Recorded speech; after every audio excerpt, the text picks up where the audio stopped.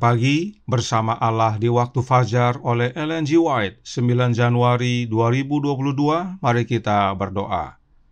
Bapa kami yang di sorga, Allah pencipta langit dan bumi, laut dan segala isinya, Allah yang maha besar, sumber segalanya, yang kami sembah selalu melalui anak-Mu yang tunggal, Yesus Kristus. Terpujilah Yesus Kristus, anak Allah yang maha tinggi, yang olehnya Allah Bapa telah menjadikan segalanya. Pagi hari ini kami bersyukur boleh bangun dan berbakti, dan sebagaimana kami membaca dan mendengarkan nasihat firman-Mu, kiranya ini menjadi pembaharuan bagi masing-masing kami, agar kami mendekatkan diri hanya kepada Allah Bapa melalui anaknya Yesus Kristus. Beserta kami sepanjang perbaktian ini, kehendak-Mu yang jadi, ampun kami akan dosa dan salah, karena kami berdoa hanya dalam nama anak Allah yang tunggal, Yesus Kristus, yang adalah Tuhan dan Juru Selamat kami. Amin. Renungan hari ini, 9 Januari 2022, berjudul Langit Menceritakan Kemuliaannya. Ayat inti terdapat dalam Mazmur 19 ayat 2-4 yang berkata, Langit menceritakan kemuliaan Allah dan cakrawala memberitakan pekerjaan tangannya. Hari meneruskan berita itu kepada hari, dan malam menyampaikan pengetahuan itu kepada malam. Tidak ada berita, tidak ada kata, suara mereka tidak terdengar. Kuasa yang sama yang menopang alam juga bekerja dalam manusia. Undang-undang besar yang sama yang menuntun bintang dan atom mengendalikan kehidupan umat manusia. Undang-undang yang menguasai kegiatan jantung yang mengatur aliran hidup kepada tubuh adalah undang-undang oknum cerdas yang berkuasa mempunyai kekuasaan hukum atas jiwa itu. Daripadanya segala kehidupan berlangsung. Hanya dalam keharmonisan dengan Dia bisa ditemukan suasana kegiatan yang sebenarnya. Bagi semua objek penciptaannya, keadaannya adalah serupa. Kehidupan yang ditopang dengan menerima kehidupan dari Allah. Suatu kehidupan yang sesuai dengan kehendak Allah. Melanggar hukumnya secara fisik, mental, atau moral berarti menempatkan diri seseorang di luar keserasian dengan alam semesta. Berarti memasukkan perselisihan, anarki, dan kehancuran. Bagi orang yang belajar untuk menafsirkan pengajarannya, seluruh alam diterangi. Dunia ini sebuah buku pelajaran, kehidupan ini sebuah sekolah. Persatuan manusia dengan alam dan dengan Allah, dominasi universal dari hukum, akibat dari pelanggaran, tidak akan gagal menanamkan kesan dalam pikiran dan membentuk tabiat. Sedapat-dapatnya, biarkan anak itu sejak usia yang paling muda ditempatkan sedemikian rupa di mana buku pelajaran yang indah ini dapat dibentangkan di hadapannya. Biarkan ia memandang pemandangan yang mulia yang dilukis oleh pelukis agung atas kanvas langit ini, dan biarkanlah dia berkenalan dengan keajaiban bumi dan laut. Biarkan dia memandang rahasia yang terbuka tabirnya mengenai musim yang berganti, dan dalam segala pekerjaannya belajar tentang Khalik. Dikutip dari seri Membina Keluarga Jilid 3, halaman 88 dan 89. Selamat pagi saudaraku dalam Tuhan. Jangan lupa bahwa tema bulan Januari 2022 ini adalah sekarang dekatkan dirimu kepada Allah. Dan sejak tanggal 1 Januari sampai dengan tanggal 8 Januari dengan jelas Alkitab dan Roh Nubuat menyatakan bahwa Allah yang dimaksudkan adalah Allah Bapa. Lalu bagaimana dengan hari ini? Kemuliaan siapakah yang langit ceritakan? Siapakah Allah yang dimaksudkan? Renungan hari ini berkata dalam Bersama Allah di Waktu Fajar halaman 24 paragraf pertama, berbunyi, Daripadanya segala kehidupan berlangsung. Dengan kata lain, kehidupan berasal daripadanya. Nah, siapakah Dia yang daripadanya hidup itu berasal? Kerinduan Segala Zaman jilid pertama halaman 15 paragraf 2 menjelaskan. Demikianlah di istana sorga dalam pelayanannya kepada semua makhluk oleh Putra yang kekasih itu, hidup Bapa mengalir kepada sekaliannya. melalui putra itu hidup tersebut kembali pula dalam rupa puji-pujian dan pelayanan gembira, gelombang kasih yang meluap-luap kepada sumber besar dari semuanya. Dengan demikian, melalui Kristus lengkaplah peredaran segala kebajikan yang membayangkan sifat penganugerah besar itu, yang mana ialah hukum hidup. Roh nubuat dengan jelas menyatakan bahwa melalui Sang Anak Allah, hidup Bapa mengalir kepada semuanya. Karenanya Bapalah sumber kehidupan tersebut. Bapalah sumber besar dari semuanya. Itu sebabnya saat renungan hari ini berkata, daripadanya segala kehidupan berlangsung atau berasal, maka oknum yang dimaksudkan adalah Allah Bapa. Karena memang dalam penciptaan hanya ada dua oknum ilahi, yaitu Bapa dan Anaknya. Allah Bapa adalah sumbernya dan Anaknya yang melaksanakan. Perhatikan Roh Nubuat menjelaskan dalam Selected Messages buku pertama, halaman 293 paragraf pertama. Dikatakan, ada satu pribadi Allah, yaitu Bapa, ada satu pribadi Kristus, yaitu Anak.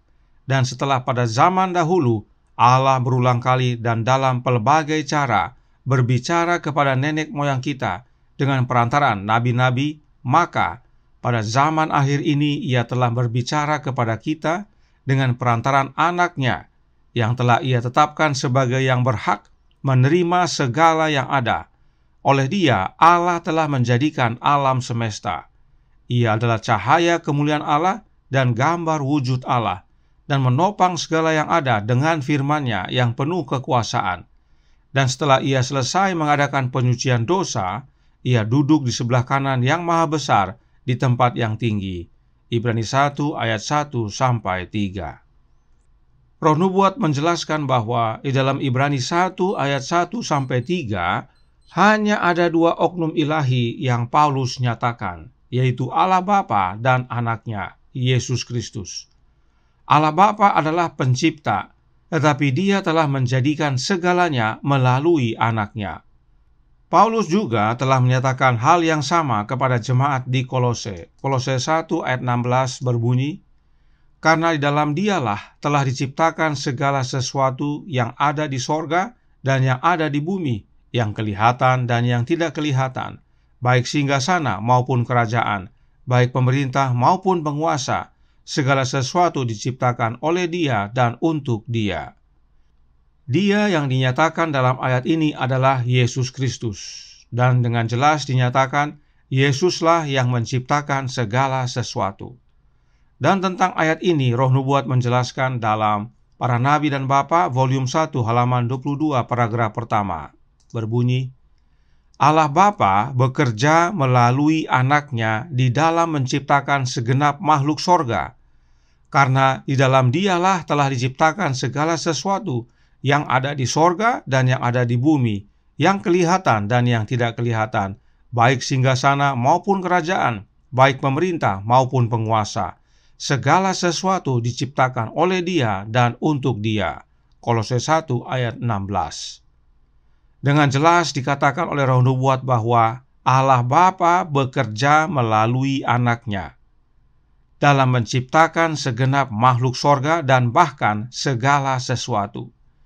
Itu sebabnya Roh Nubuat mengutip Kolose 1 ayat 16 untuk menyatakan bahwa melalui Yesuslah Allah Bapa menjadikan segalanya. Itu sebabnya Roh Nubuat menyatakan yang berikut ini dalam Kerinduan Segala Zaman buku kedua halaman 419 paragraf 2. Pada mula pertama Bapa dan Anak telah beristirahat pada hari Sabat setelah menyelesaikan pekerjaan penciptaan. Demikianlah diselesaikan langit dan bumi dan segala isinya. Kejadian 2 ayat 1, Khalik dan semua makhluk sorga bergembira merenungkan peristiwa yang mulia ini. Saudaraku dalam Tuhan, dalam penciptaan hanya ada Allah Bapa dan Anaknya. Sebab Bapa menjadikan alam semesta oleh Anaknya, sebagaimana Ibrani 1 ayat 2 tadi nyatakan. Karenanya Bapa dan Anak yang beristirahat atau berhenti pada hari Sabat setelah Bapa dan Anaknya menyelesaikan pekerjaan penciptaan. Kembali, tidak ada trinitas dalam penciptaan.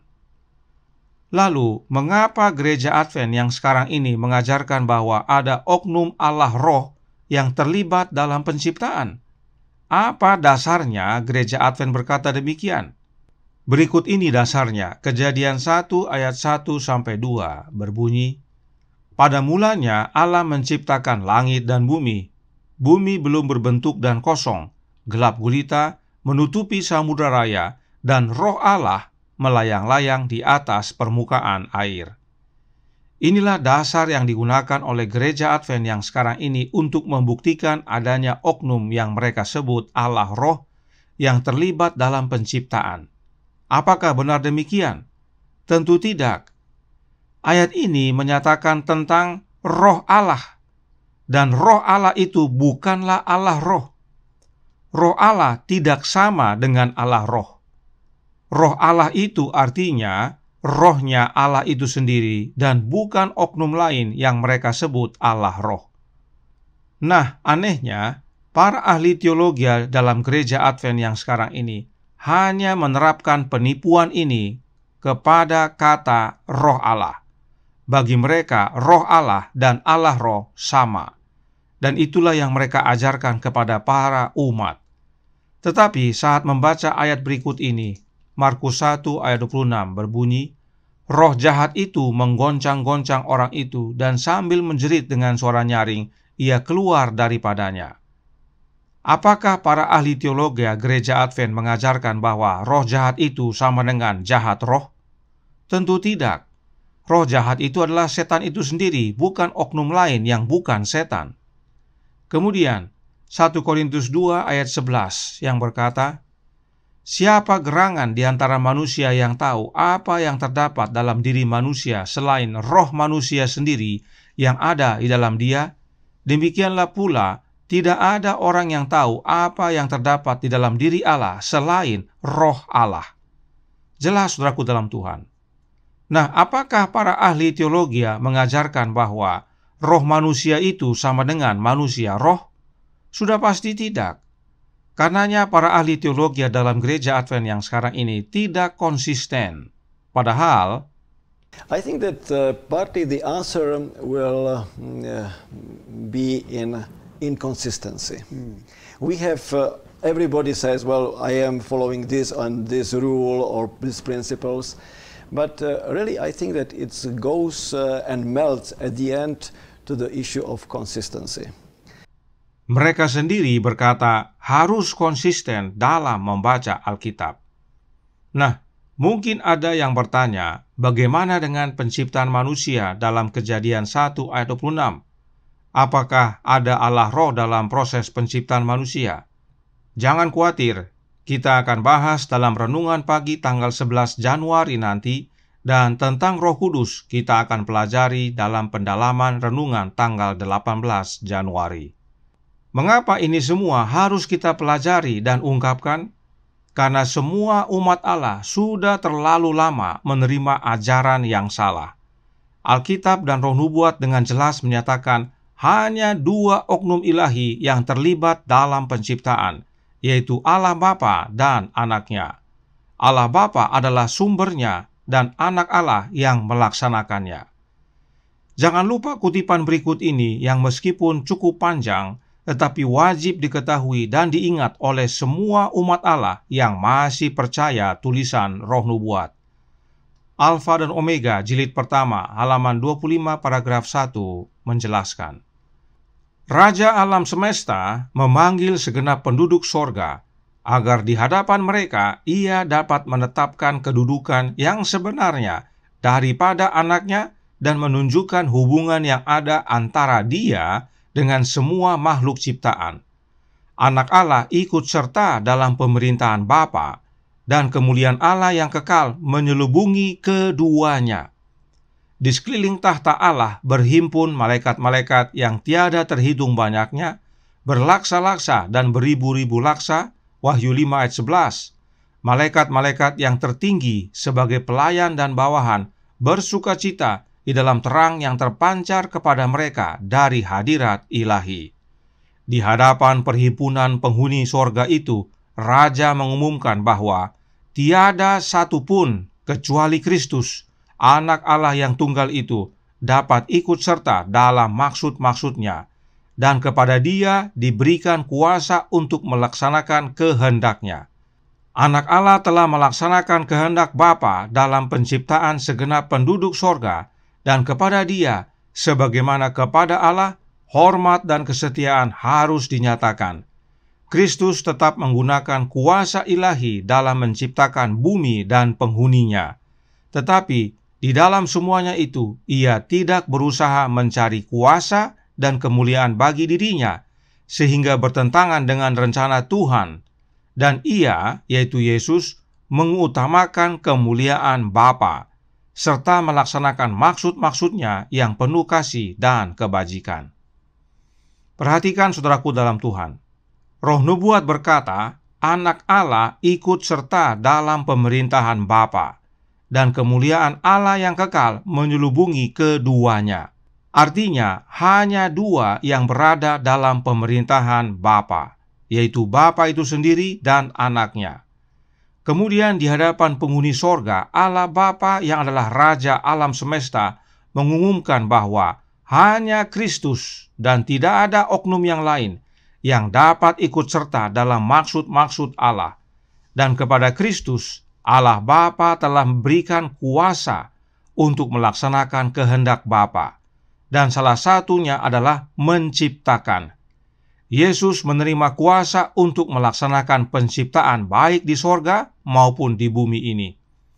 Namun meskipun Yesus telah menerima kuasa dan melaksanakan kehendak Bapanya, yaitu menciptakan, Yesus tidak berusaha mencari kuasa dan kemuliaan bagi dirinya sendiri. Perhatikan kalimat yang ditandai warna merah. Yesus mengutamakan kemuliaan Bapanya.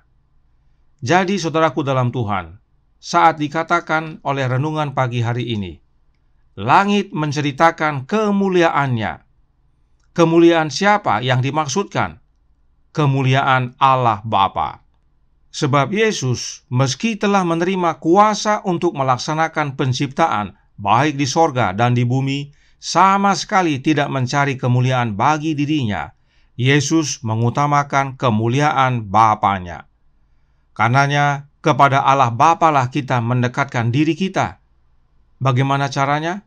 Melalui anaknya, yaitu Yesus Kristus.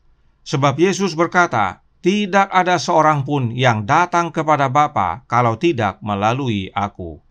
Kiranya ini menjadi pembaharuan dan sukacita kepada kita, karena kebenaran memerdekakan. Tuhan memberkati, saya bawa dalam nama Yesus. Amin. Mari kita berdoa. Bapa kami yang di sorga, Allah pencipta langit dan bumi, laut dan segala isinya, Allah yang sumber segalanya, yang telah menjadikan segalanya melalui anak-Mu yang tunggal, Yesus Kristus. Terima kasih atas kebenaran indah pagi hari ini. Kebenaran yang memerdekakan bahwa dalam penciptaan hanya ada Allah Bapa dan anaknya. Allah Bapa menjadikan segalanya melalui anaknya. Dan meskipun Yesus Kristus telah menerima segala kuasa untuk menciptakan, tetapi Dia tidak mencari kemuliaan bagi dirinya. Yesus mengutamakan kemuliaan Bapanya. Kiranya ini menjadi pembaharuan bagi masing-masing kami, agar kami memuliakan Bapa di dalam anak. Karenanya, curahkan ya Bapa, roh anak-Mu dalam hati ini, berkuasa dan tinggal dalam hati ini ya Yesus. Ubahkan kami sesuai dengan kehendak-Mu. Beserta kami sepanjang hari ini kehendak-Mu yang jadi. Ampun kami akan dosa dan salah, karena kami berdoa hanya dalam nama anak Allah yang tunggal, Yesus Kristus, yang adalah Tuhan dan Juru Selamat kami. Amin.